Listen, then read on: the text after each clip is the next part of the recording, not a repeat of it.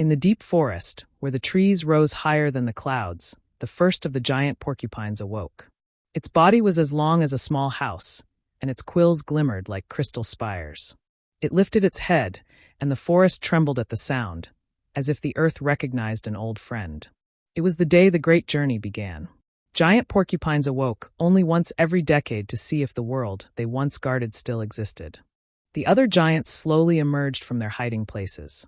They walked along the paths of the primeval forest, where the moss reached up to a person's waist and rivers glowed in the darkness. Each step echoed through the air like a giant drum. A young porcupine, still tinged with green, asked the elder, "Why have we awakened again?" "To remind the world that great beings once lived here, and that the memory of us must not fade," replied the leader. The porcupines reached the Cliff of Lightning, a place where the legendary battles of their ancestors once took place. Here, lightning tore across the sky, and the ground was imbued with a magic that granted strength even to the oldest among them. The leader spoke. "Each of our quills is a story, and today we will leave a new one, our last, for those who come after us." The young porcupines listened in awe. They could feel the grandeur of history intertwined with the electricity in the air. On the horizon appeared a tribe of humans. They had never seen such creatures. Some wanted to approach, some stood frozen in fear, and the elders remembered old legends of giants who once guarded the forest.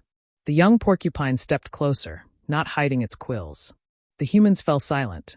One boy reached out his hand. The porcupine swallowed its nervousness and lifted its head.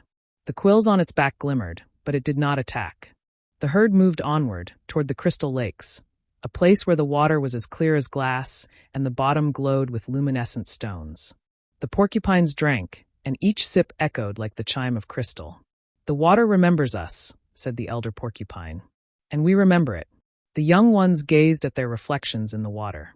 They saw their future stories, rippling and spreading across the waves. Suddenly, a storm appeared. The wind tore through the forest, branches snapped, and lightning struck near the herd. The porcupines formed a circle, raising their quills to protect the young.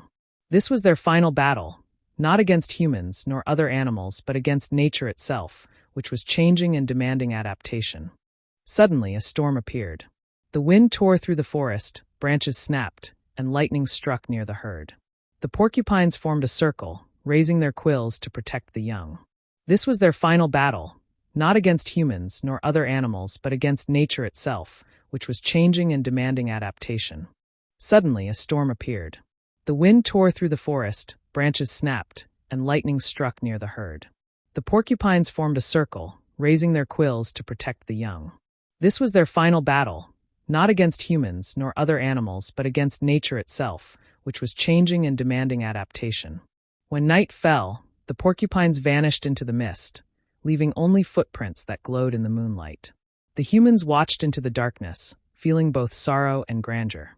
And though the giants were gone, their stories continued to live on, in the forest, in the water, in the wind, and in the hearts of those who had seen them.